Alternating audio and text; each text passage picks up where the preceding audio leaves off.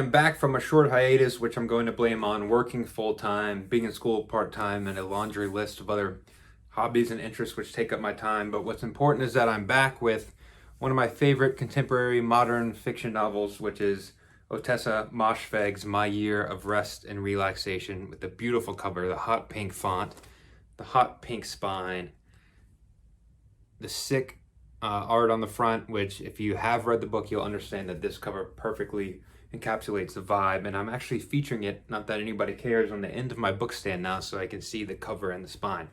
But this was written in 2018, and on the front cover it even says a novel by the author of Eileen. I don't know if you can see it or not, but I actually read Eileen, which was written in 2014, and it was on the shortlist for the Booker Prize. I thought this book was like 10 times better than Eileen. I did not like the book Eileen at all. And I know it's a hot take because that one was the one nominated for the Booker Prize, and this is not. And that one I think is more, well liked than this one is. So it's a rare hot take on this YouTube channel. But I just thought this was way better. If you're watching this and you've read both and you disagree with me, then please politely comment why and tell me why I'm wrong. I just think this book is way better. But the premise of this book is that you have a young woman, I think she's 24, she's in her mid-20s, it's not really important, who on the surface has everything that a young woman in this world could ask for. She graduated from Columbia, she's very conventionally attractive, she comes from a wealthy family, so she's got all this money, she doesn't have to worry about rent, she lives in New York City, she works in an art gallery. So maybe I was wrong, maybe not every young woman would want all this, but a lot of young people, particularly in America, would want on the surface level the life that she is living. But, a tale as old as time. We know that just because you've got all this stuff on the surface level does not mean that you're happy. And she is not happy. And that's not to say she's depressed. I don't really get the depressed vibe from her or that she's angsty or anything like that. She just feels nothing. She is jaded. She doesn't care. And she basically wants to check out. And her grand idea for remedying her illness, or whatever you may call it, is that she wants to take increasing amounts of pain pills, sleeping pills, prescription medicine, and to essentially hibernate for a calendar year. And she thinks that if she hibernates and checks out, then at the tail end of her hibernation, she'll wake up and she'll have a clear new beginning in life, and things will proceed and she'll be happy and everything will be okay. Which is a very bizarre idea. This reminds me of like the online forums you'll see where there's a script or maybe part of a short story, and it's at the beginning, and the whole contest is that the contestants are supposed to finish a short story or take this script or idea and flesh out a short story. If that was the case, she took this idea and ran with it, and she did a wonderful job, and I will tell you why I think she did a wonderful job in this. But one of the reasons that this book is so conventionally, attractive, I guess, for the audience at large is its circus of characters that surround our protagonist. And one of these, which in my opinion is my favorite character and the most outlandish, is her therapist. And she's found this therapist who is a total quack, should not be a licensed therapist, but for some reason she's a licensed therapist in New York City. And her name is Dr. Tuttle. And I have a passage here, but what precedes this passage is that the protagonist, who is nameless, has called Dr. Tuttle, and she's trying to get new medicines, more medicines, because remember, she wants to ramp up her medicine intake until she can hibernate. She's on the phone with Dr. Tuttle, and she's asking her for new medicine.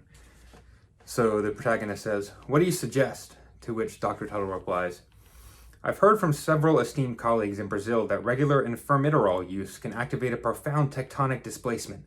Followed up with some filigree work using low doses of aspirin and astral projecting, it's proven to be quite effective in curing solipsistic terror.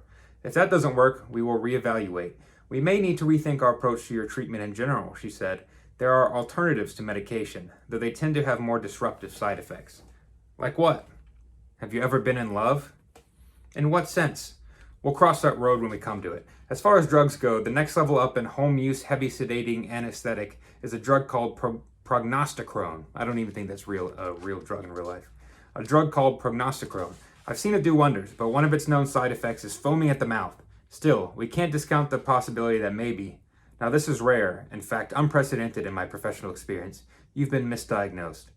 You might be suffering from something, how shall I put this, psychosomatic. Running that risk, I believe we should be conservative. I'll try the infirmitorol, I said curtly. Good, and eat a high dairy meal each day. Did you know that cows can choose to sleep standing up or lying down? Given the option, I know what I'd pick. Have you ever made yogurt on the stove? Don't answer that. We'll save the cooking lesson for our next meeting. Now write this down because I have a feeling you're too psychotic to remember. Saturday, January 20th at 2 o'clock. And try the Infirmitorol. Bye-bye. Wait, I said, the Ambien. I'll call it in right away. I hung up and looked at my phone. It was only Sunday, January 7th. That's the kind of person this is. Have you ever cooked yogurt on the stove? Don't answer that. Of course, there are some astral projecting that's required with these medications. So a total quack, like I said. And she's an important part in this book because she basically gives the protagonist any and all medications that she wants at whatever dose she wants. If she is feeling like she needs to get, I don't know, more zonked out from these pills, she gives her therapist a call and says, I need higher dosage. Here you go. Do some astral projecting on the side. But it's hilarious. And there's tons of passages where there's dialogue between the kooky therapist and the protagonist, and they're all funny. Another character, and then this is my last passage, I'll stop reading out loud to you guys. Another character is the protagonist's best friend. And I'm not going to introduce this character. I think this quote will give a lot of this audience a good idea of what kind of person this is, because there's a lot of people like this in my life, and I'm sure there'll be someone parallel to this in your real life. You seem to think you have a lot of problems, and I just don't get it. You're a smart girl, Reva said. You can do anything you put your mind to. She got up and fished in her bag for her lip gloss. I could see her eyeing the sweaty bottle of rosé. Come out with me tonight, pretty please. My friend Jackie from Pilates is having a birthday party at a gay bar in the village. I wasn't going to go, but if you come with me, it could be fun. It's only 7:30, and it's Friday night. Let's drink this and go out. The night is young. I'm tired, Reva, I said, peeling the wrapper off the cap of a bottle of NyQuil. Oh, come on.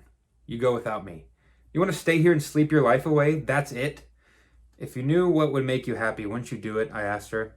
See, you do want to be happy. Then why did you tell me that being happy is dumb? She said. You said that to me more than once. Let me be dumb, I said, glugging my NyQuil. You go be smart and tell me how great it is. I'll be here hibernating. So a lot of people have this type of friend in their real life. Upbeat, high energy, wants to party and go, seize the day, YOLO, let's get drunk, let's party. That's the type of girl that Reva is, which of course is not a bad thing in any hair way or anything, but it makes for a great dichotomy between Reva and the protagonist, who is the opposite. This girl wants to sleep on her couch and hibernate and get high on pills and sleep her life away, basically, or at least sleep the year away. And so there's other characters that make the story interesting, but I just think it's like at the center we have our protagonist who is jaded, who doesn't care, who is checked out. And around her we have this revolving cast of characters which we see pop up time and time again. And that's something about the prose, which I'm not good enough at reading and reviewing books to describe, but the author, Otessa Moshfegh, does a great idea of making it seem like we are on this journey with the protagonist and we're slipping in and out of consciousness kind of, and we have these vivid pictures. It's kind of like, I've never really done any anxiety medicines or sleeping pills or anything like that, except when I had surgery and they give you all that medication to anesthetize you and the pain pills and stuff for after. And it's like you're just kind of slipping in and out of consciousness throughout the day, and you have these vivid images. I remember my cat sleeping on top of me, and I remember watching that movie Without a Paddle. It's kind of like that. She writes in that style where we have these pictures and these scenes and these characters which keep popping up, and in between these vivid images we're kind of just in a haze or a daze or whatever. And that's part of the reason why I like this book so much, is she really makes you feel like you're in this experience with the protagonist. And I'm not going to talk about the ending. I try not to talk about the ending, but she does get all the medications that she wants. She does enter a sort of state of hibernation, and I'm not going to say whether she comes out on the end better for it or worse for it or not. But the reason why this is interesting, this book reminds me of an old book written by Huysmans, Against Nature, which I've reviewed and talked about in the show multiple times. And the idea, this was written in 1884, I don't know, sometime in the late 1800s, about a Parisian who he's again, like this character. He's not depressed, he's not angsty, he's not full of hatred, he's just jaded, and he's kind of just sick of society. And his solution is to move into a castle and to customize the castle, trick it out basically the way that he wants to, having rooms of perfumes and scents, having rooms, his art room where he has all of his favorite paintings hanging up, And that was his solution at the time. And we have the same problem and a very, very similar character who on the surface has everything. We got the rich Parisian from the 1800s, and we got the rich white American girl from modern times. And they have the same qualm. They're sick of society. But her solution is, of course, to hibernate, to check out, which is another idea that I thought about while I was reading this book. And I don't remember where I heard this idea the first time, or maybe it's a quote or something, but it's like each decade or each era has its drugs which define it. So, for example, in the 60s and 70s, you had the psychedelics, the LSD, the mushrooms, the acid, and all that kind of stuff. And that was, of course, representing of the times, the opening of the mind, the dropping of the guard, the integrating of Eastern culture and philosophies in the Western world, or at least in the United States. And then in the 80s and 90s, it was more Coke, Miami, the cocaine cowboys, go, high energy, capitalism, that kind of stuff. And nowadays we got the opioid crisis, and I've never done any of those drugs, but from what I can gather, it's the appeal to them is that you can check out. It's very numbing. You kind of disappear. You go into a hole of some sorts, and I think that's very telling of the time. And that's something that Wismon wrote about, something that Welbeck writes about, something that Otessa Moshfegh has written about in this book, which is why I think I like it so much. It's almost like she very accurately, what people like to say is she has her finger on the pulse of society, but I think a more accurate way is saying that there's a wound in society and she's pressing her finger into the wound. And that's why a lot of people probably will not like this book. That's why I do like this book. And I think a lot of authors and artists in general will shy away and turn a blind eye to the wounds in society, which is the nothing, the void, the why, the checking out. And she addresses it in this book, which is very, very good. And it also leads me to the fact that there are so many choices of what to choose to pair this with. Just because of how bizarre the idea was behind this book. The characters all had options to come with them. And on my Instagram, I posted NyQuil, but I'm not going to be drinking NyQuil for recreational purposes or on YouTube at all. And so I decided on is white zombie, white ale, which they make in my home state of North Carolina. And I thought it was perfect because race is kind of like an undercurrent in this. She comes from a waspy household. She is a waspy girl living in the year 2000 and 2001. She's a white girl, and she is functionally a zombie. And I also love this beer, and so I will be drinking this after this video. So thank you guys for listening. If you made it this far, tune for your time.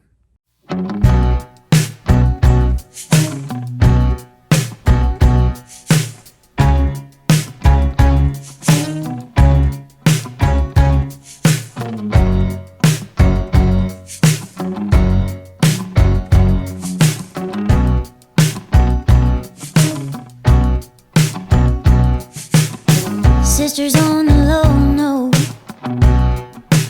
mama's playing piano key.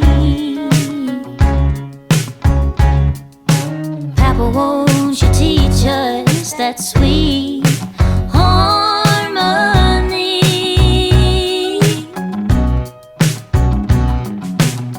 Granny started early, ironing all the clothes, handkerchiefs and undershirts, stockings and bows. It was a picture perfect Sunday morning family.